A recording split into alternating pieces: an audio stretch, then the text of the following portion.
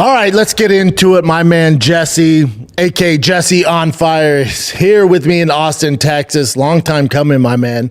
I can't thank you enough for coming over and I don't have a lot of people to chat with fights about. Brian Callen, but he doesn't know what the fuck he's talking about. So I need to bring somebody in who you just don't know UFC, but you got your ear to the ground. Bud. I do, dude. You know what you're doing when it comes to YouTube, all this shit. You're kind of the mastermind of it.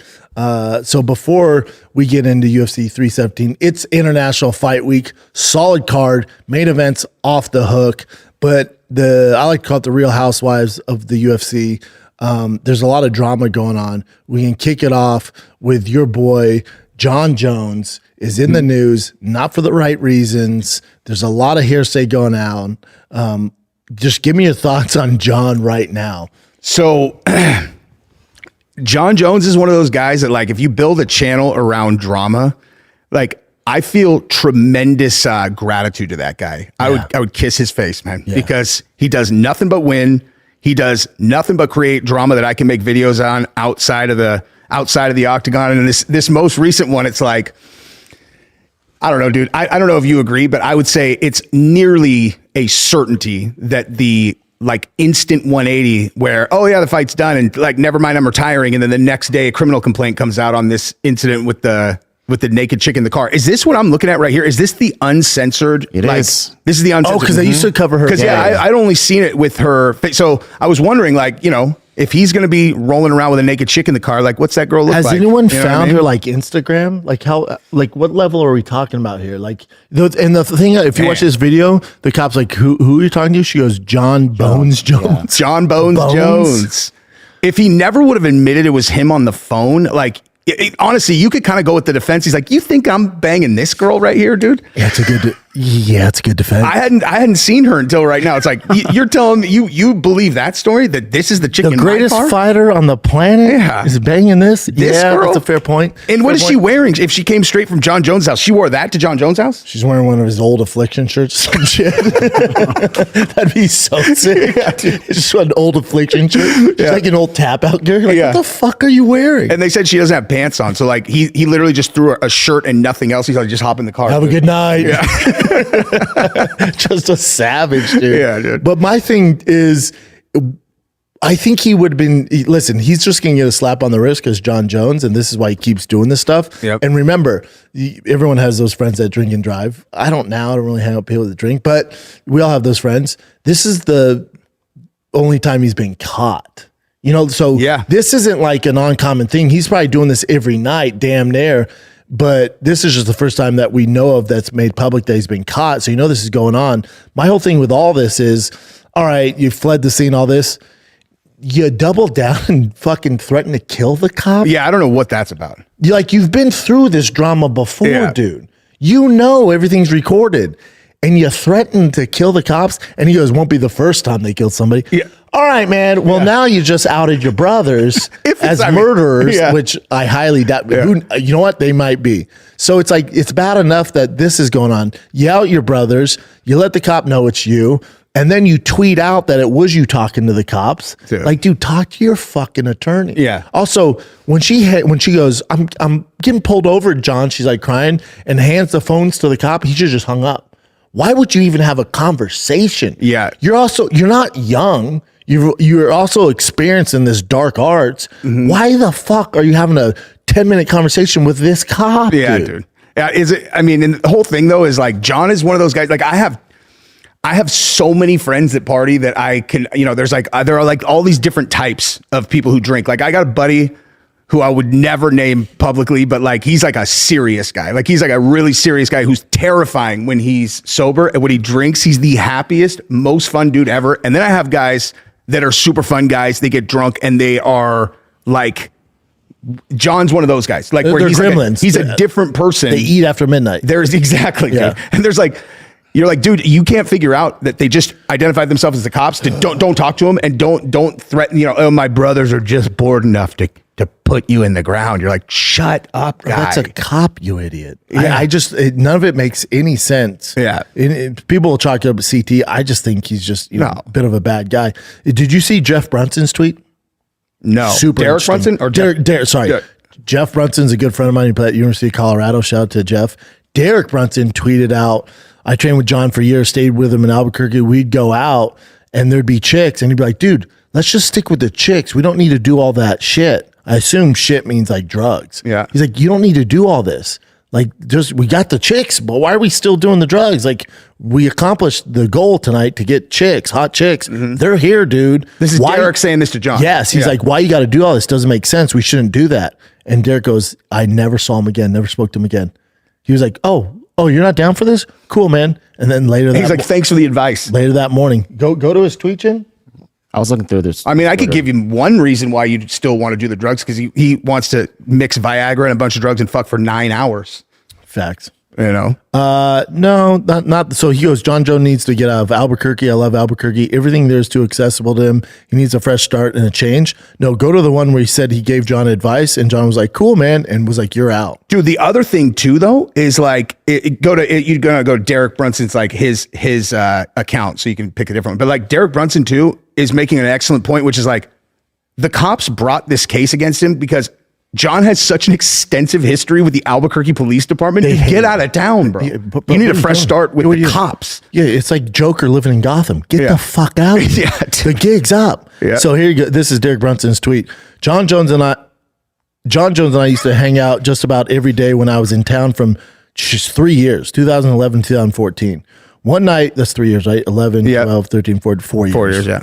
One night we went out and I said to him, bro, why are you doing all this? Let's just hang out with the ladies and have fun. Great point, Derek. That seems like a good idea. The extra stuff isn't needed. What's the extra stuff? I just assume drugs. They're already here with us. We've done it, dude. He looked at me and said, I don't need a dad. I need a friend. This was the last time we ever hung out. I couldn't sit back and watch. I have to be honest with my friends. I mean, listen, if I'm being totally straight, like, I don't like, I understand John's position where I'd be like, what, dude? Be like, I'm doing what I'm doing. I don't need you coaching my life. I'm the best to ever do it. Yeah. Oh, you're trying to help me out? Yeah. You're out. Yeah. I don't need you sitting here fucking judging me while I'm doing blow and smashing 7 girls tonight. And here's what no one talks about. Think about his wife. Who, John's? Yeah. At what point does she go, all right, dude, I don't, maybe they have an agreement where she's just like, you do your thing, I take care of the kids, but you pay all the bills, and maybe they live in separate houses. I don't know his personal life, nor do I really give a fuck. But I do think about her just being like, ugh. Like Connor's wife, just being like, again? Dude. Like, what are we doing, dude? Yeah, Connor for sure has an agreement with D, I think. Yeah. Like, he's just too out with it that, like, you know, if she's not around, it's whatever. John, I have no insight whatsoever into what his home situation is. I just know that, like, that dude, if he wanted to stay out of trouble, all he has to do is just not drink. Like, every time he's in trouble, he's blacked out drunk. And Derek makes a great point. Like, leave Albuquerque, dude. Yeah. You're Joker in Gotham City, man. 100%. Everyone sees you like, here comes trouble. Yeah. Like, get the fuck out, dude. Yeah. Don't move to Austin. We don't need those problems, man. We already got the Liver King here. Like, you know what I'm saying? But we'll get to him. But I do think when I saw this, I thought right away, I'm like, God damn it. But also this tracks makes sense. I'm not disappointed. I've been around MMA long enough. But I was like, they'll fight. This isn't the last of John. Oh, yeah, I agree. And then, there's this narrative of John ducking Tom and doing all this shit. And this is what I question, because I do think the fight was agreed to. I think John, Tom, and even Tom was like, we got to fight. Like, they both tweeted, Dana White announced it, right? Like, this fight's happening this year. So I'm like, all right, this is happening. I do think that was the plan. And then this coming out, Dana's like, but, and John was like, yeah, I can't keep Tom waiting anymore. I'm just going to retire while I figure this all out. I'll circle back around. Yeah. I think that's the agreement. Here's what I can't wrap my mind around. Knowing the UFC like I do pretty well, is no one finds out first when a fighter makes a mistake and gets in trouble with the law than Dana White. He's usually called even before the managers. He's called before the fucking dads. He's probably one of the best fixers in the game. If you 100%. Fix. He's Ray Donovan. So in Albuquerque, they've talked to Dana and the brass before. I would assume they even called him. So he's known about this. This happened in February. He's known about this since February, and still told us the fight was going to happen, and still drug out Tom Aspinall. So the only thing that really makes sense is Dana didn't think this would be that big of a deal. It was like, okay, this isn't the end of the world. The fight's going to continue on. Yeah. And then I guess with this footage, all this coming out, them coming after Jon, him threatening to kill the cops, Dana's like, what the fuck? Nobody told me that. And Jon was like, yeah, dude, sorry, man. I'm going to retire. Yeah. And I think that maybe what happened, but I don't know, man. I just think the coincidence of he retires out of nowhere and then the next day the news breaks that there's a criminal complaint against him. No one's going to convince me that that's like a coincidence. No, you know what I mean? Not a chance. But like, I do think the fight happens though. I do too. That being said, I do too. Like, cause you know, to your point, I'll let you do this talk track, but the Alex Pereira thing that you brought to me, that's genius. Like that's the short-term solution for Aspinall. Yeah. So the one I feel bad for in all of this is Tom Aspinall. Yeah. He's in his prime, can't get fights. He's basically like Michael Chandler, Connor, waited for the red panty night. Now it's not happening. So we'll find out what the UFC thinks of Tom based off his next matchup. Now, you look at the roster currently, you're like, all right, you have Almeida, you have Cyril Gane. No one's watching those. Tom's not making any money. Starches both of those guys. No one gives a fuck. It doesn't move Tom. Excuse me. Doesn't move Tom in the conversation the greatest of all time. That does nothing for him. The division's so fucking weak. So what's our options to make sure Tom gets paid and the fan base gets on Tom's side? Alex Pereira, this is what I do. I do Alex Pereira. He's available right now. He's walking around about 242. We can make that happen. There's no stardom lost if Alex loses that fight. I fought Goliath, he lost. It's all good. It's all good. So we do the Alex fight and we announce it soon. And that's how we should pay Tom back. And then after that, we figure out the best heavyweight on the planet for most people that walked away. The champion is Francis Ngannou. Yeah. Who's with PFL, sinking ship. You know, there's nobody for him to fight. Dana has his issues with him, but this isn't 2010, you know, so Dana back then could hold a grudge and be like, fuck that guy, I'm not signing him. I don't like the way his eyebrows look. Yeah. And they'd be like, okay, you're the boss. But now he has business partners, he has shareholders, TKO. They're going to be like, hold up, we don't give a fuck how you feel about Francis. Yeah. He was regarded as the best. Tom needs a big fight.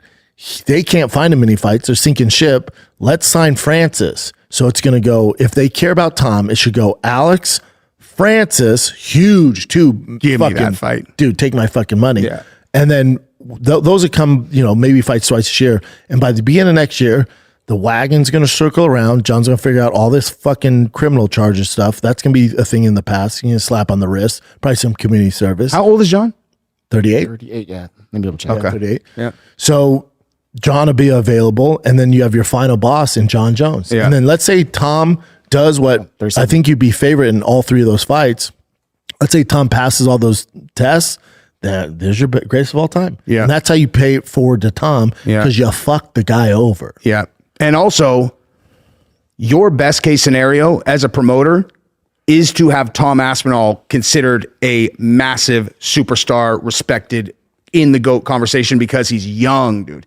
Like, you can ride that train forever. Once you had Anderson Silva, it was like Anderson Silva's fighting. And it was like, who's he fighting? It's like this guy for the third time. No one gives a Still fuck. sells. Dude. Still sells. But Tom has to have some guys that he dirt naps that people know. Because that's the problem. Is like, dude, you look at that top 10, you know, it's like Volkov. So Cyril Gane, go Volkov, Pavlovich, Curtis Blades.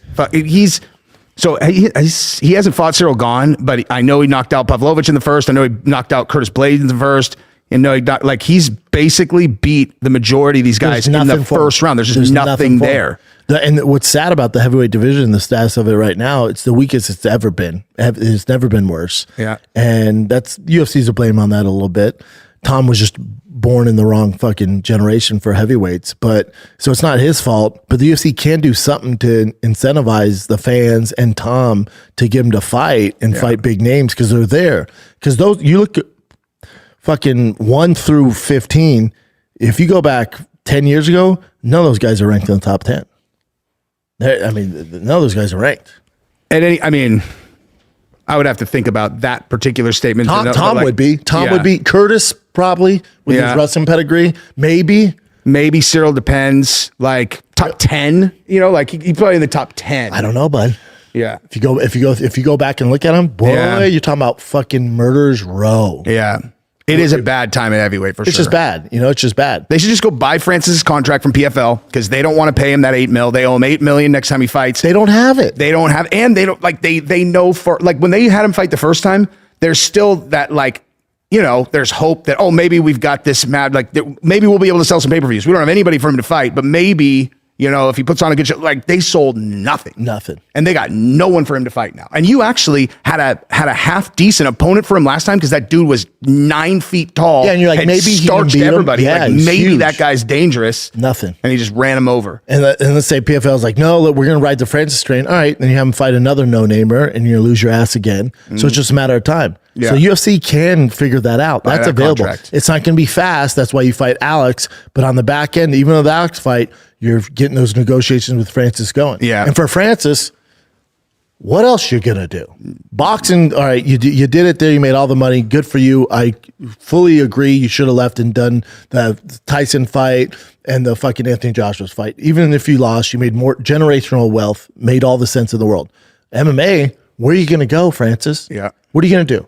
PFL is a sinking ship. They might have another year they're on life support. Yeah. What else are you going to do, Francis? Yeah.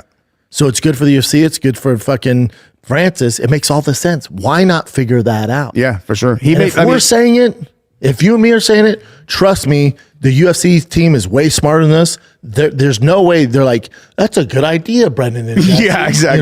They're not. Yeah, for sure. So hopefully somebody is fucking like, all right, I'm on it. Yeah. Let me figure this out with Francis. Yeah. Yeah, even though Dana's all butthurt, hey, buddy, this is good for the business. This is good. And you're going to make more money than God. Let's figure this out. And Francis has made $42 million since his last UFC fight. Yeah, okay. 10, he made 10 for the Tyson Fury fight, 20 for the Anthony Joshua fight. He signed a 2-fight, $20 million deal with PFL with a $4 million advance plus the $8 million. He's at 42 so far since leaving UFC. Like, come on, dude. He obviously made a good decision that you can't question. 100%. Make up, dude. 100%. But and if he wants to fight in MMA, there's nowhere else to go. Yeah, literally, it's just the state of the game. He can retire. He could retire. His options are retire or come to the UFC and test your hand against Tom Aspinall, which is a great fucking fight, dude. And then somewhere in there, Jon Jones afterwards, probably. The final boss. Yeah. The final boss is waiting for it then. They'll figure that out. Hopefully they figure that out. Again, if you wake up fucking next week and Dana's like, whatever he does, it's fuck it Friday. It's Tom Aspinall, Cyril Gane. They don't give a flying fuck about Tom. If they go, it's fuck it Friday. It's Tom Aspinall versus fucking Almeida. They don't give a fuck about Tom, which they should. They owe it to Tom. Has Tom beat Volkov? Yes, they fought. How long ago? Right? Yeah, they did. Hold on. Yeah, they fought. That's the only one that I was looking at. I'm like, that's fun. But like, I don't remember, like for some reason, I don't remember. It sells 17 pay-per-views. Yeah. And you and I are one of them. Yeah. So that was March 2022. 2022. And he won by straight armbar. Straight armbar in the first. I mean, look at that. First.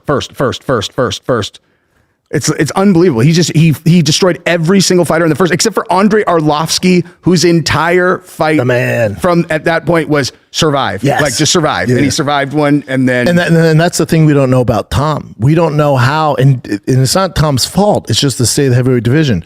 We don't know how Tom's going to react if he fought a Jon Jones and in the first 3 rounds, he's down and John's dragging him in deep waters and he's fighting in the 4th and 5th and he's worried about the takedown.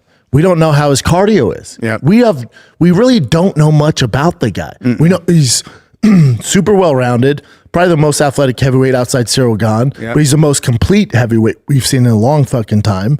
We know that. We also know he does have a little bit of defensive issues. While he's swinging, he leads with his chin. If Francis hits that, if Alex hits that, it could be lights out. Yeah. So we know that, but we don't.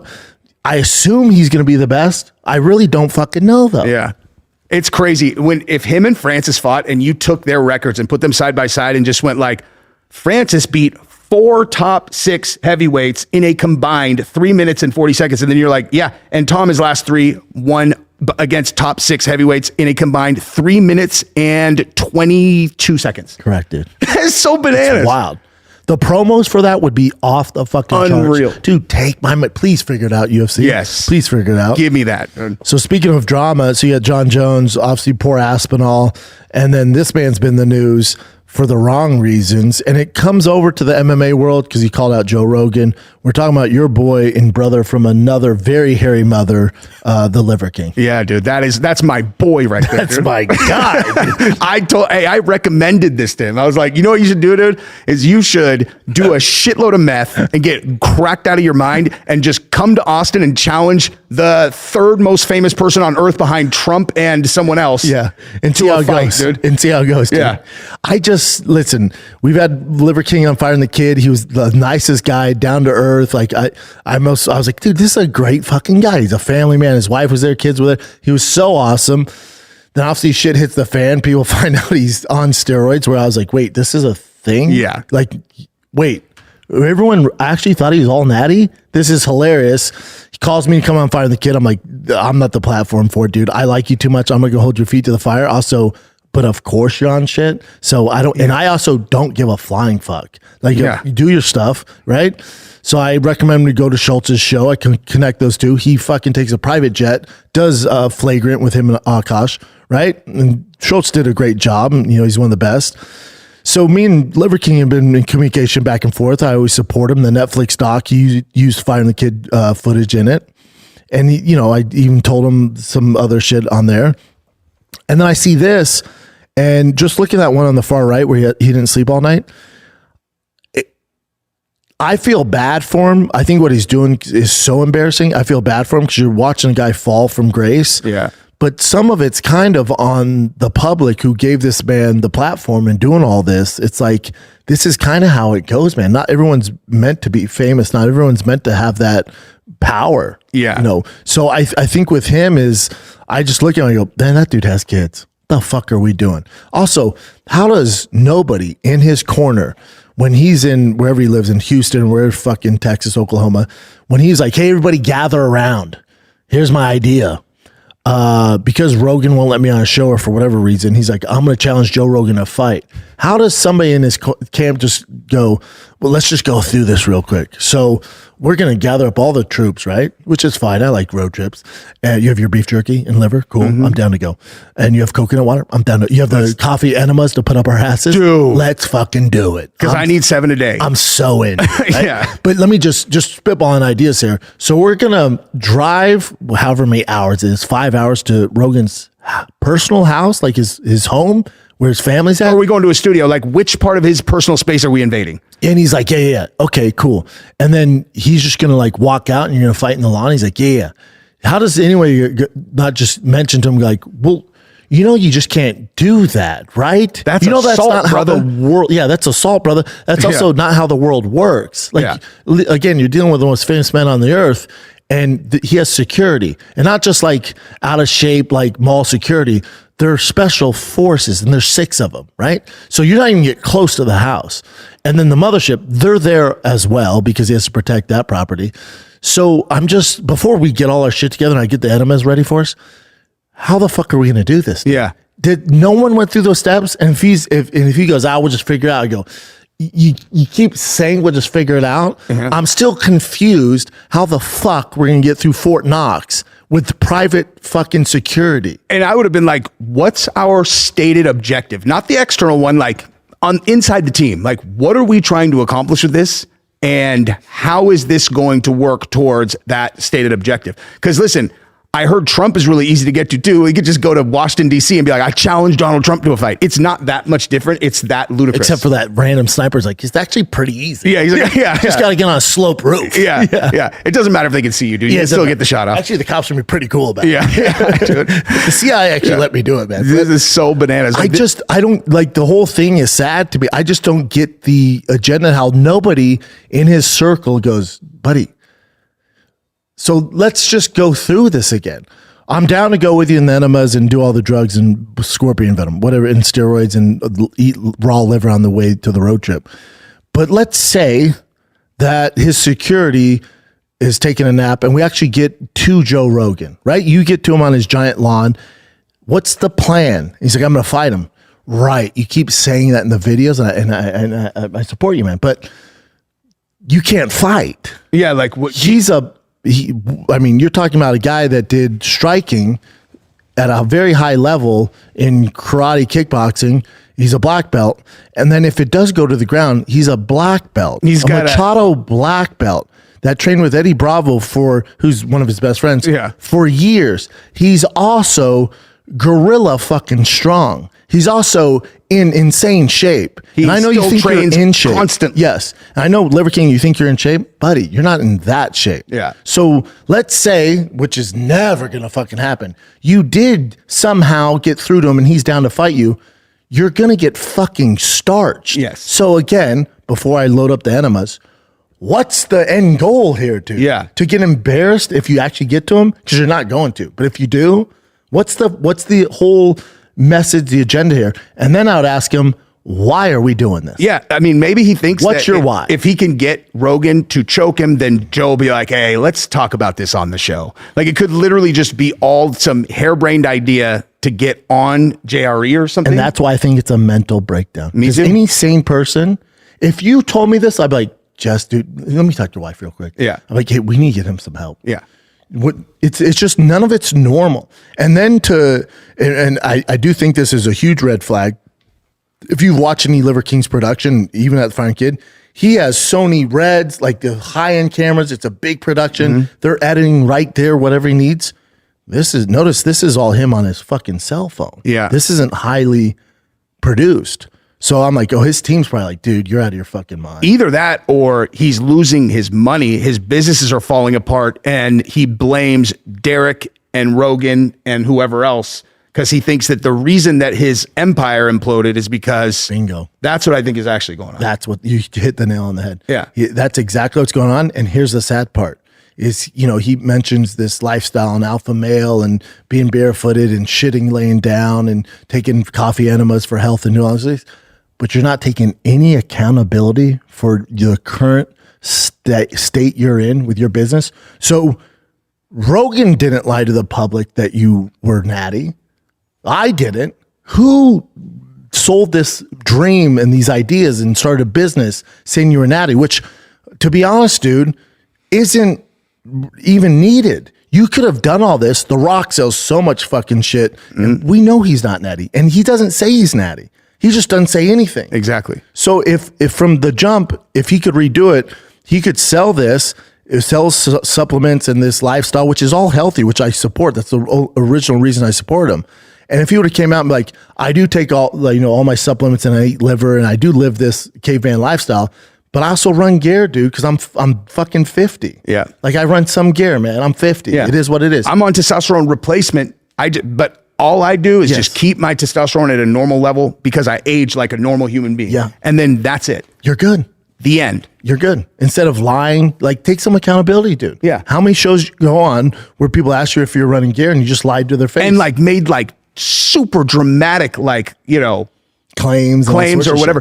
And the thing is too, if he would have done that, if he would have gone the hormone replacement angle, then when Derek comes out and goes, hey, he's not just doing hormone, he's spending $11,000 a month on gear. You'd be like, look, that's 3 years ago. Yeah. Be like, dude, that has nothing to do with what I'm doing now. And why are you sharing my private messages with people anyway? That is fucked up. And then he keeps going tried and true. Like, buddy, that like everything you stand for, it ain't tried and true. Yeah. Like your entire business model was told off lies. Dude. Yeah. And you're mad at Rogan?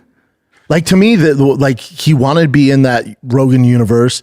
Clearly, Rogan's not going to entertain that bullshit. Like, what has he achieved? So I think it's like it's a shtick. It's a shtick, and everyone can smell that. And I think it's like the kid in high school who asked the hot girl out to prom. And she goes, "Ew, get the fuck out of here." And he goes, "Oh, she's fucking ugly anyways," and goes bad on her to his friends. That's all he's doing. Rogan was like, "No, dude, get out of here." And he's like, "Oh, fuck this guy. Yeah. He's not your enemy, dude. He's not your enemy at all. All he did is stated the obvious, which is like, dude, he's in his mid 40s and he looks like that. That's not possible. You're definitely on gear. I'm like, stop lying or don't stop lying. I don't care, but you're lying." Yeah, he just doesn't give a fuck. Yeah, he's like, "Okay, dude, do your thing, but you're clearly not natural." Yeah. And here's my thing, like with BJ Penn, with John, especially after he legit retires, with Liver King, these movies don't end well. I know. That's what scares me. Yeah. Because again, the interaction I've had with him, super nice guy. Yeah.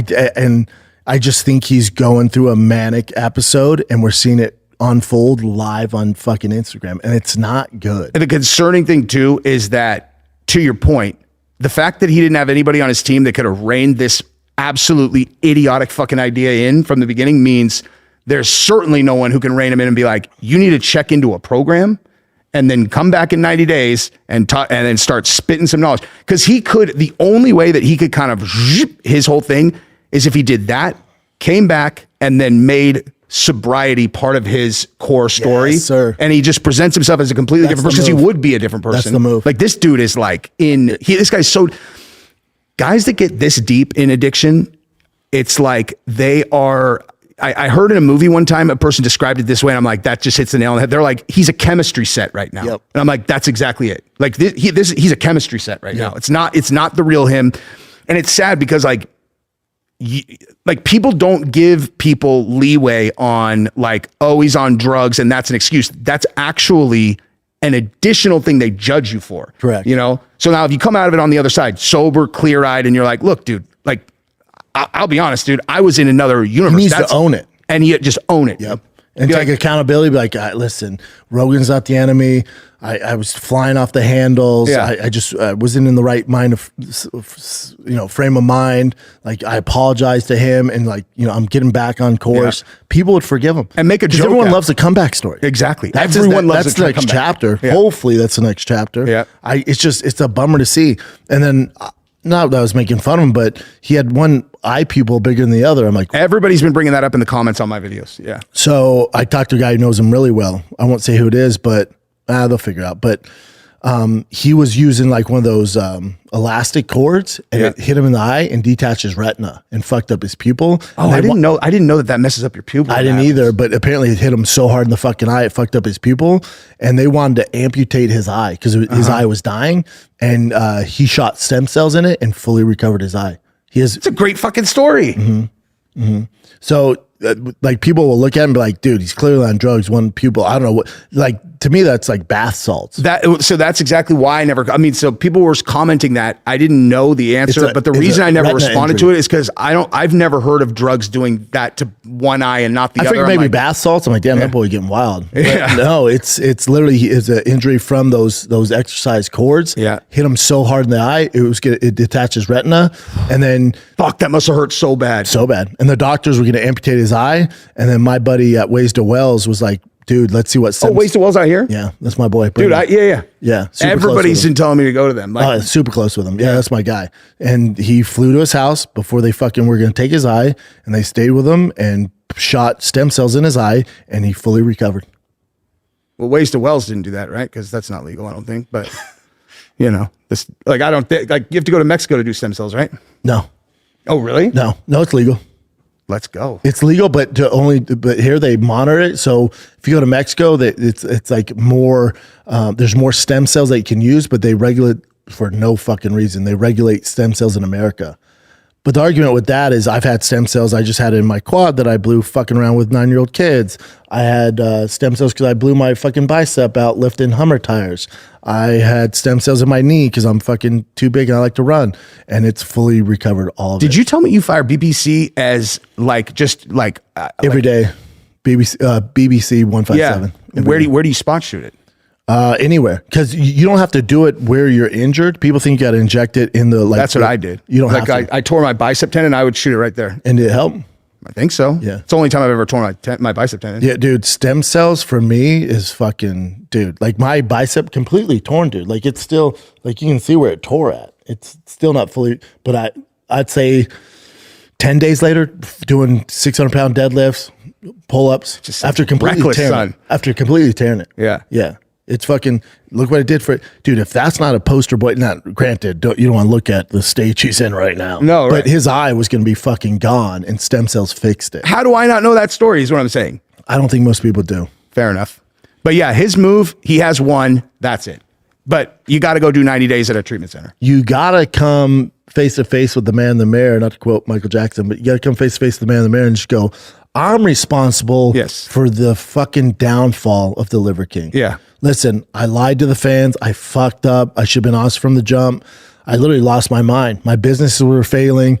I went crazy. and I decided to make Joe Rogan the enemy, I fucked up. He's not the enemy. I fucked up. I'm going to get sober. I'm doing it for my kids. Yeah. Dude, you document all that. Dude. And then come back and you're back healthy and you're giving back to the world and doing good things, getting people on a healthy fucking track. Like, dude, who wouldn't be like, all right. Dude, because now all the skeletons are out the fucking closet. Yeah.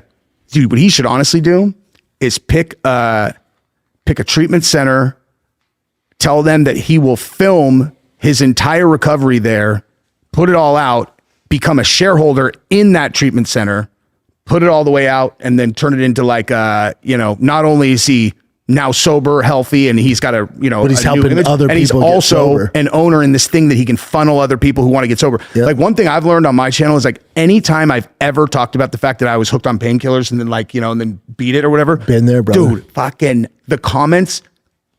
It's like there's nothing else I can talk about that is more consistent that people are like, been there on them right now, want to be weird. on I don't get the same grace because I was addicted to Adderall and oxycodone, and then I just went, and then also I was basically an alcoholic, just fucking shit during COVID. Yeah. I just went cold turkey on everything. That hurts. But the problem is, I don't like people like, how'd you do it? I'm like, I just stopped. My kid, I look at my kids, I'm like, oh, I'm done. I just stopped. Yeah. So I don't have any advice on, I just fucking stopped. Yeah. Because I didn't want to be a fucking complete fuck up for my kids. I literally just one more workout went, I'm done. Yeah. With all of it. When I'm done. I'm done with all of it. And then I everything. took myself out of this situation because, doing stand up, staying out to 3 a.m, be on the road nonstop. All right, that's not good. Taking myself out of that. Yeah. All right, there's no alcohol in the house. I changed my phone number. All right, so now I don't have those contacts. I can't even reach out to them anymore. The people I used to get drugs from. Okay, cool. Yeah. I just, in literally an hour, cut all of it. Yeah. For me, the only thing that's like a problem that I have to keep in check is the opioids. Like I can fuck around and take Adderall sometimes. I can fuck around and drink sometimes. I can do whatever, but I can't ever touch opioids. Like those are like, that shit spins out on me so fast. It's like my body was created to just suck take up them opioids. In. Yeah, I love them myself. And Jim loves them too. Yeah. Which ones did you take, by the way? I mean, I've never... I just anything that I could take in pills. The most recent one, Oxys. like when they were fake ox. That's when I quit. Was I realized I was taking fake oxys that were fentanyl, and then I realized that that's what they were, and I was like, fuck, I like these things, and I took them for another couple months, and that's when I was like, what the fuck am I doing? Yeah. And then that's when I quit for good. It was fucking hard, but like I did Ibogaine and shit. Like I did a whole thing. That's why I talk about it, and again, I just get flooded with people who need help, dude. Because the other thing too is like our crews, like. I look, if someone's like, yeah, I've never had a bout with addiction ever. I'm like, why is your fucking life so perfect? Yeah. Like, I think it's weird. Yeah. You know what I mean? It's like, never? They're like, no, never. You're like, that seems bizarre to me. Yeah, my addiction with Adderall started when I left Showtime, and then I started my own business, and then I was literally doing like 7 shows, stand up at night, trying to be a dad, fucking touring on the weekends, and I was just like, man, I can't get tired. So I just started popping Adderall. Then started with 1. I was like, man, this is great. I'm going through the shows. But what people don't realize when you're on Adderall, it takes away all your personality. Yeah. Like all that goes, and you're just like this fucking robot talking like this. So all my personality went away, and it was just like talking a million miles an hour. Didn't eat, so I got super lean, which wasn't good. I looked like I was fucking on Dallas Buyers Club, and then but you change your personality too. Yeah. So I became really irritated, mean. Yeah. So it changes who you are. Yeah, it totally does. Every time that I had a bout with opioids and then I would quit, it was the exact same experience every time where I would it was like I woke up, like, cause I would go, the withdrawal's fucking gnarly, dude. It'd be like 3.5 full days of just hell on earth. And then it was like all at once, it would be like, oh, it's over. And I'd be like, and I literally felt like I had been in the movie Get Out, where he's like in the sunken place. And then boom, I was back. I was like, Jesus, how did I let myself do that again?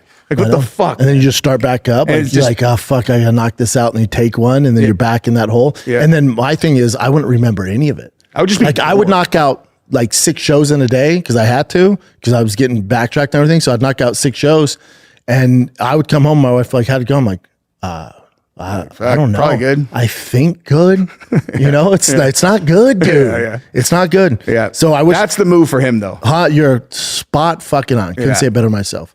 Couldn't say it better myself. I hope he figures out. Hopefully he doesn't get in too much Hopefully he doesn't trouble. fucking kill Rogan. That would be a bad move too. He doesn't have a chance to do that. That's He's a fair. better chance taking out a fucking politician than Rogan. Yeah. Yeah, it's not happening. That's it's good. not happening. Yeah, but that is what it is, man. Hopefully he figures it out. Wish him the best. Not a bad guy, just needs to take some accountability. He's in the sunken place. He needs to find his way out. He needs to get out and fix that eye as well. But let's get to freaking International Fight Week, my man. I can't wait for this fight. Me too. I did, my homework coming into here because I knew we were going to break down 317.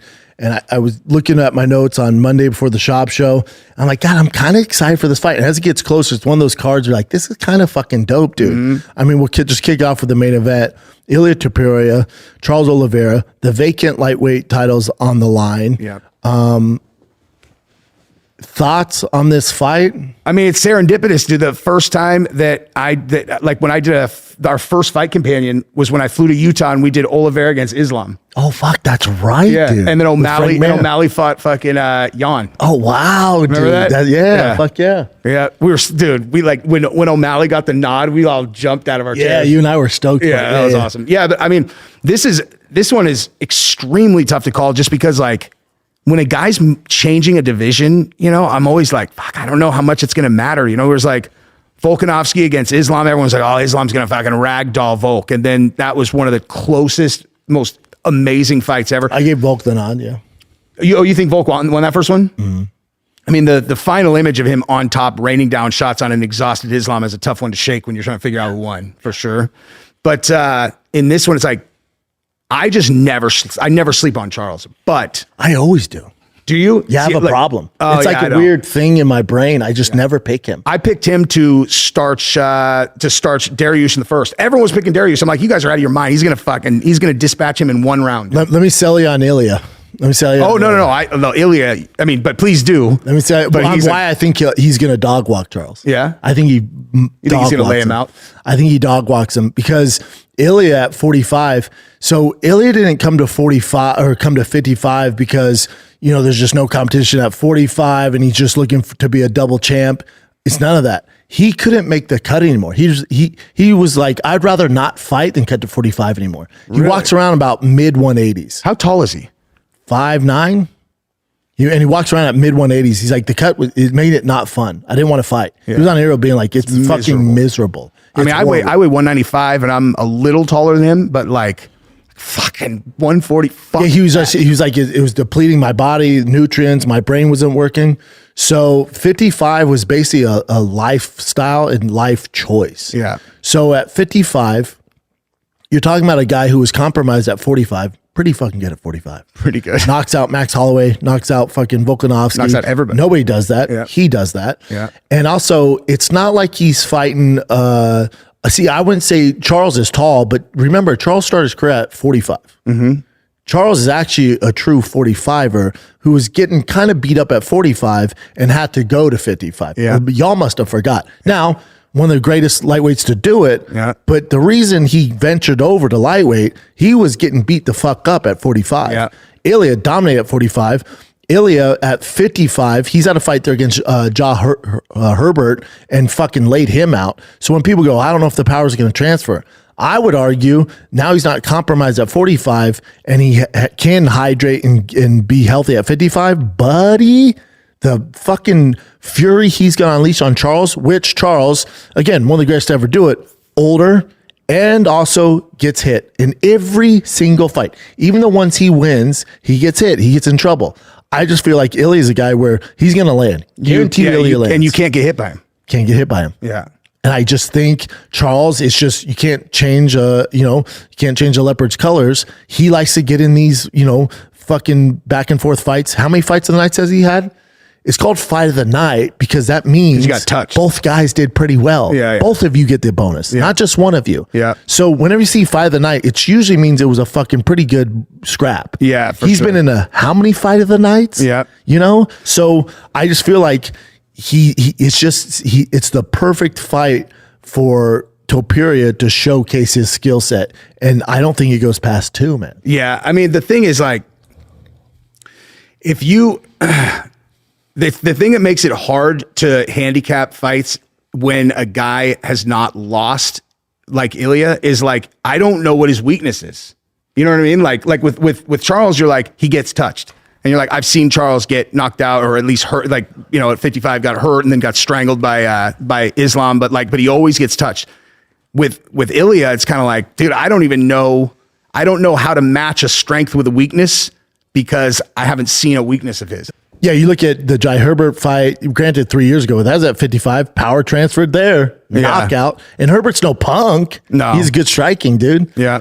But then the kind of the X factor would be if this does go to the ground, Charles Oliveira is pretty elite when it comes to especially in the transitions. That's where he finds his darts and anacondas and stuff like that. So I just don't know if he even gets to that point. Who's your favorite UFC fighter to watch do jiu-jitsu in MMA fights? Because for me, it's Charles. He is attacking submissions even when he's not attacking submissions, he's setting one up. Like that guy is just pure. Dude, I love when Cyril Gahn goes for those ankle locks.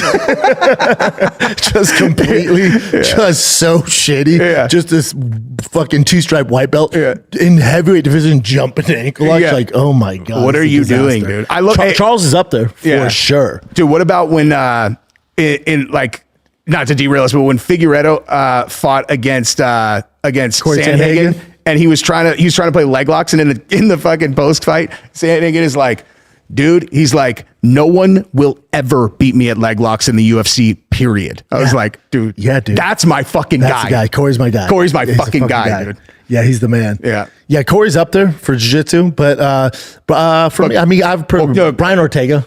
Ooh, Ortega, yeah. That's my boy. Charles is I meant Corey's my guy, like, just in general, not like my jiu-jitsu guy. Yeah. Like, Charles Oliveira is my guy. Yeah, probably Charles and, Charles is so dangerous. He's so dangerous. That's my favorite thing in the transitions. Yeah. He's just so dangerous. I just don't think, and if we know this, Topuria's team knows this. For sure. So they're going to even engage in that. Yeah. That's probably his best chance to win. I don't think he knocks him out. I think his leg kicks could be an issue. But then also, it's not like Topuria's some punk grappling. He's great grappling. Good on the ground. Yeah. So it's just stylistically, it's just such a perfect matchup for Topuria. And then Topuria's talking about, let's say Topuria does his job and dog walks Charles like I think he does.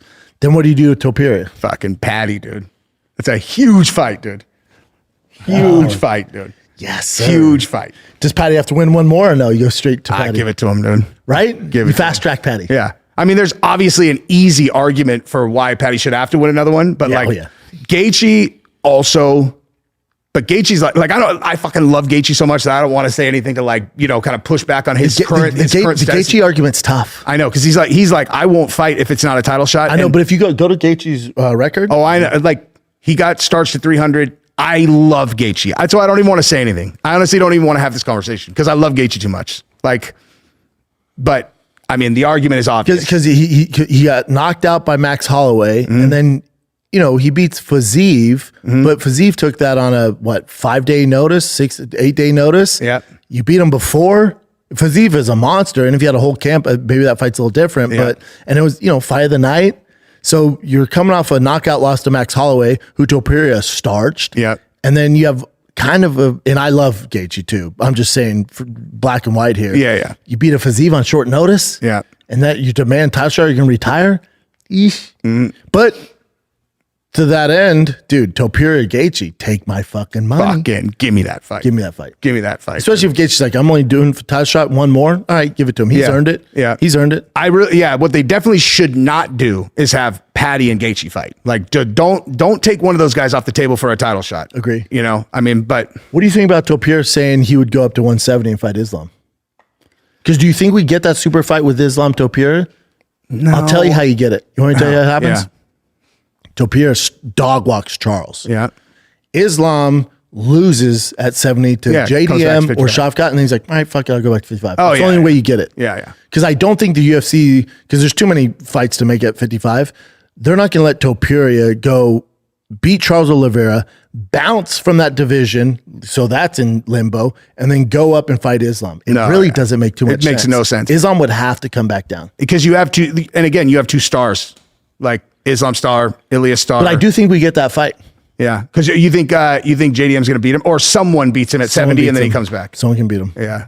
But if Islam's just fucking doing work up there, yeah, you then maybe don't see that fight. Because also it's so great when Topuria was on JRE with That was a Rogan. great episode. The best, yeah.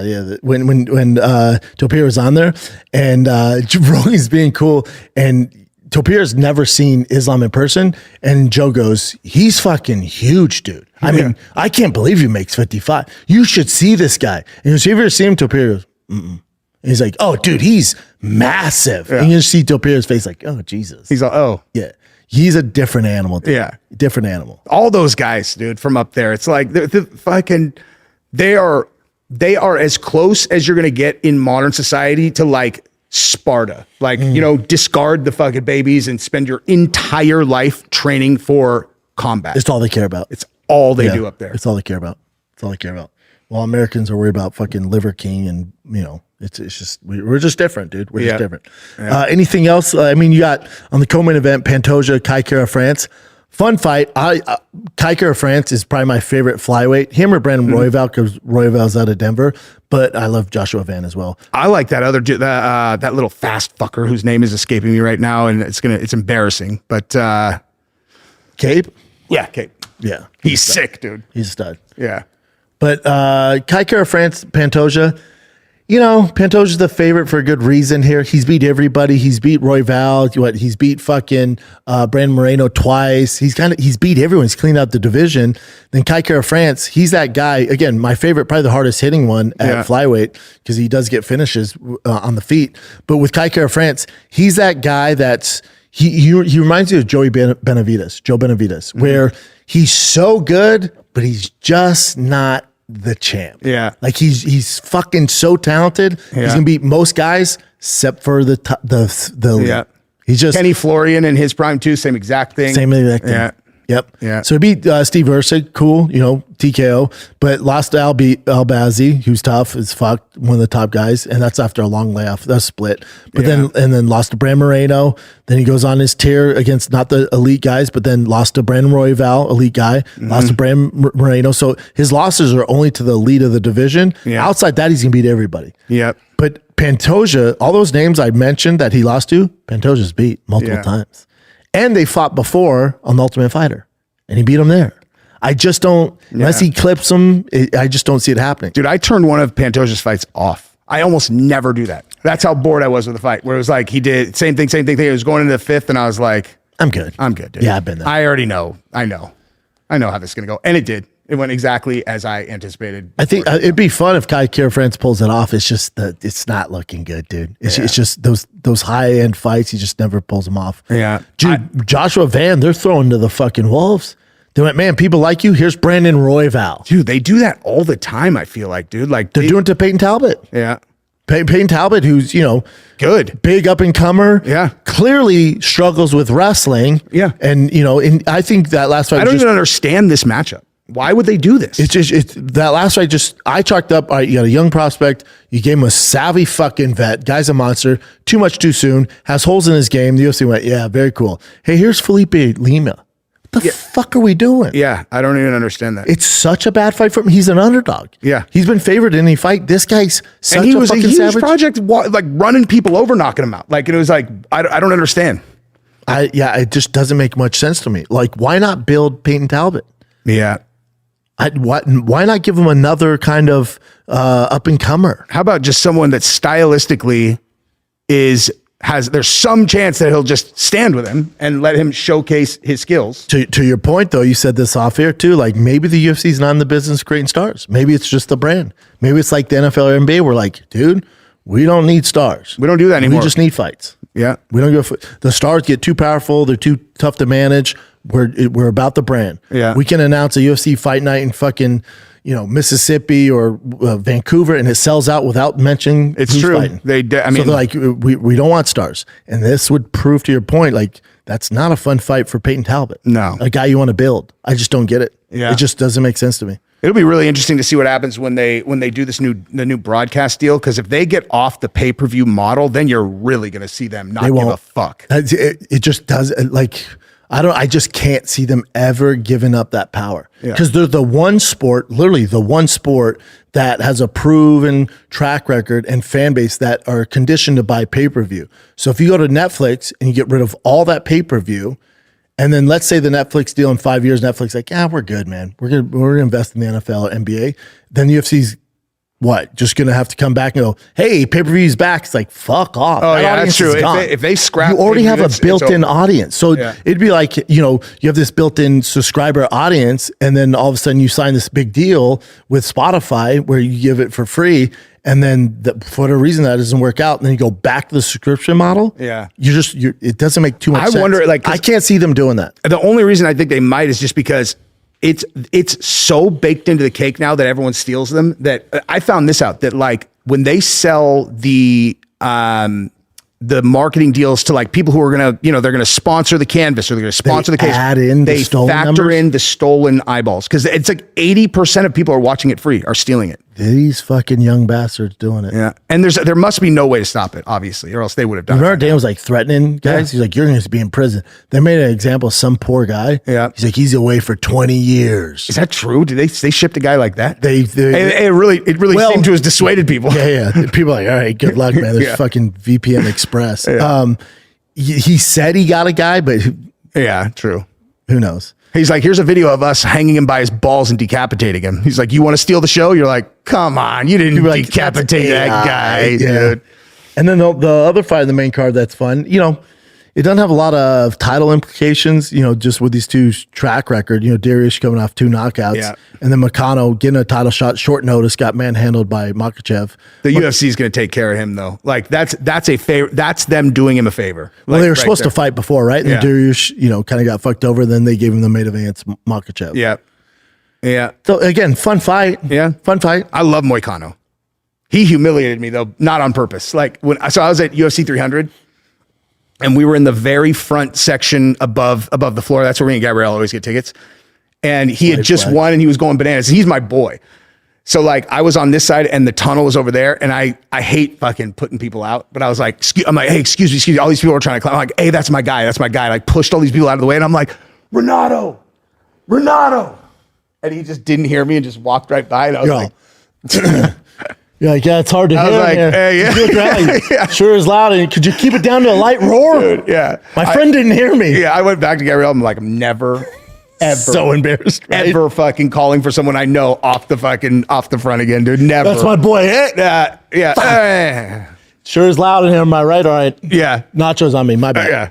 Fucking embarrassing, but rest card's all right. Terrence McKinney, I'll watch. Take my fucking money. Must see TV. Yeah. Yeah, I watch all of them, dude. I mean, Jack Hermanson, RoboCop. All right.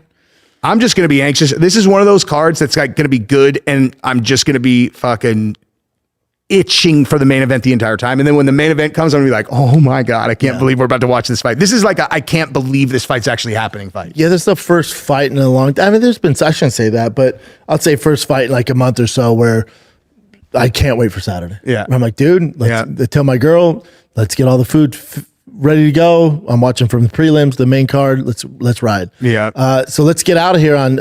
We'll just do the main event. Let's give our picks. Let's see if we disagree on any. Okay. So let's start with Peyton Talbot and Felipe Lima. I'm gonna give it to Talbot. I think he'll come back. He's young. He's like he'll have fixed those holes. If he's gonna be anything, he will have fixed the holes and will be able to hopefully remain standing even with a guy who's trying to take him down, and then hopefully get a knockout. Heart says Talbot because he's one of my favorites. I want him to do well, but head says Lima. I'll take Lima. Write these down, Chin. I'll take Lima. Yeah. You got Talbot. Not to be fair though, Lima is the favorite. So yeah, I'm definitely taking Moicano. Dariush Moicano For sure, Moicano. Yeah, I'll take Moicano on that too. Killer, dude. Yeah, I love Dariush, man. I see him get it done. I like him too, but I love Moicano. And like, dude, you think just forget about the Islam fight? What he did to Saint Denis. He insane. Fucked him up. He's fun to watch. Yeah. Dariush is fucking first team all violence too, though, dude. And then I'll tell you about Jesus. It's fantastic. He's got the big guy on his side. It's him and Tim Tebow, man. Yeah. They're definitely getting heaven before us. Brandon Royval, Joshua Van. That's a tough one. Because Joshua Van, is it too much too soon? He looks fucking great, but Brandon Royval is fucking elite. He's nasty, dude. I'm gonna go Van. What's the odds on that, Royval Van? I know. It's close. I looked earlier. Is it close? It's pretty close. Super close? I think it was like plus 107 or something. That's if I remember. crazy Like, close. That's pick 'em. So it's super close, dude. Minus 108. oh, they got Roy Val at minus 200. Roy Val's big. Wait. Well, no, it's minus one. Yeah, you're right, dude. No, minus 102 and minus 118. So That's pick 'em. Yeah. Damn, Dariush Makano is basically a pick 'em too. Dude, I'm going to take some of that action. Well, if you're taking Joshua Van again, Hart would go. I'd love to see Joshua Van be like a big prospect in that division, but I'll take Roy Val. Roy Val's a gangster. I'd be happy to see him win too. Oh yeah, he's a dog. Dude. Yeah, he's a dog. Go back to the main card, Jen. Pantoja, Kai Kara France. You gotta go Pantoja. I'll take Kai Kara France. I mean, I hope Kai Kara. I hope he wins. I hope he wins. Yeah. I'll take the dog here because you've been taking dogs. I'll take the dog. I'll take Kai Kara France there. He's just, he's never been able to pull it off in those big moments. It's kind of the story of his career. I really want him to win this one. I hope he lands it. I'm hoping Pantoja at 35 in the flyweight division, Father Time finally touches him on the shoulder. And maybe Kai touches him with a knee on his way in, dude. Yes, that's what I'm banking on. But yeah, I'll take Kai Kara France at that. And then main event, Topuria, Charles Oliveira. You love Charles. I love them both, especially after that Rogan episode, dude. Like Ilia went from like a dude that I was like, man, he's awesome to like, man, I like him. Yeah. Like I like that guy. Yeah, and it's how it is. Like you were around during the Conor McGregor come up. Like it's a special time, and Ilia's the closest thing we got. He's a special. I think I gotta take Ilia for that reason. Like he's like he's got that like that moment that these guys have that it's like it's their moment and like everything is it's like he's like the blade of a samurai sword. It's like a movie. It's like a movie. Yeah. And what he did with Max Holloway calling the knockout, what he did with fucking Volkanovski calling the knockout, there's something special about him. Not only will I pick Ilia just to make it interesting, I'll take Ilia under 2 rounds. I think he knocks him out. I think he dog walks him. I mean, that wouldn't surprise me at all. It's just I would be surprised if it goes. I would be like shocked if it goes to the championship round. Me too. Like shocked. I'll take Ilia under 2 though, by KO. I like that pick. We did it, brother. Am I missing anything else? Anything else in the news? I'm missing. You got your ear to the ground. Not really. But let's look at our thing. Yeah, no, we got everything, dude. Did you pick Pantoja? Just I did, but I don't want to. okay. Yeah. But that's your pick. Yeah. Like I want to lose my pick. Yeah. Okay. I want my I'm pick to taking Kai lose. Kara France. Yeah. We did it, big dog. Oh, wait, this was fun, man. There's some bout announcements too if you guys want to talk Did about they it. announce some new ones? Yeah, Aljamain Sterling. Oh, you guys did talk about Oh that, right? yeah, Aljo against Ortega. Brian Ortega. Dude, Great fight. you know what? That actually that's one thing I meant to say about Charles Oliveira when we were talking about his jiu-jitsu is like because Aljamain falls into this exact same category is like when you think about like a jiu-jitsu athlete, people like fall into one of 2 categories generally. Like you have these like tank bulldogs, and then you have these long fuckers that are triangle machines and all that. Yeah. And then every once in a while you have these guys that are so right in the middle where they got long ass arms, but they're built like a tank also. Aljo is one of those guys, and so is Charles. Like those 2 guys are built to be incredible at top smash and at bottom attacks, and they're great at on your back. they're great at both. Yep. Yeah. Yep. Walker Zhang's I feel like that's a nightmare for Walker. Dude, me too, dude. After watching that last fight, Zhang is dispatching everybody in the first round. Yeah, it's like he didn't get the memo that was fucking Why Anthony's. Did they do that to Anthony? That was Why the fuck would you do that to our boy Anthony Smith? Why that guy? Like this is your send off. Very cool. Call the scary Chinese man, dude. Honestly, I never talked to him about it because obviously I wasn't going to be like, why would they fuck you with that? But like Anthony's my guy. I fucking love that guy. Love dude. Anthony. Yeah. And I was like, what? The only thing that I can think of is they were like, we love Anthony too. We want to make sure that he doesn't like have some incredible performance. Like they wanted him comes back. Yeah. Like they just wanted him to like who's going to put his lights out? Yeah. Honestly, that's the only thing I can think of. He's like that guy doesn't have a name and he has first round KO'd everyone. Like, look, dude, look at that. First round knockout, first round knockout, first round knockout, first round knockout, first round knockout, first round knockout. Walker's in Jesus. Hang on. 1, 2, 3, 4, 5, 6, 7, 8, 9, 10, 11, 12 consecutive first round stoppages. He's never been in the first round. I just don't see Johnny Walker in the first round. Me neither. He gets touched. Is that the two main ones? Oh, here's one too. This is pretty dope. Diego Lopez. Oh my God. Gene Silva is my fucking guy, dude. Gene Silva's my guy, dude. Awesome fight. Yeah. But just so we're all aware, this is for UFC Noches. Mm-hmm. Noche. You have 2 Brazilians headlining it. That is a little weird. I know he trains out of Mexico, but he's still Brazilian. Yeah. But I guess the UFC is just like, hey, I love when Danny goes this. Yeah, but they fight like Mexicans. So wait, so this year's Noche is San Antonio. Because dude, I could have swore that Guadalajara? Yeah, no, that's fucking great. Let's go. They couldn't do in Guadalajara because the stadium was having issues. Right. I thought that they were saying the 2026 one got moved to San Antonio. That is fantastic news because I'm going to take. I promised Giselle I would bring her to that one. So Yeah, it's not far for you, right? yeah, that'll be fun. But yeah, Gene Silva, in my opinion, now that Ilia is gone, is the best 45er in the world. Oh, wow. Heavy take. He's fucking nasty, dude. Man, I'll tell you what, I would favor him over Diego. I like Diego and he's this banshee, but he's pretty raw still. Yeah. And Silva's way more technical savvy and sound. He has that same thing too as Connor Yes. and Ilia. Not as much of like I'm on the God's quest, but he's got that look like there's something about him. Hey, I'm not gonna lose. Yeah, there's something about him. Like doubt has not entered this brain ever. Like I'm gonna run you over. It's gonna happen. He's fucking nasty. That's a when great he fight. when he fought our boy, dude, like in the last Oh, you're fight. talking about Bryce? Yeah, when he fought Bryce, like that was obviously a setup against Bryce because he did the Hitler stuff.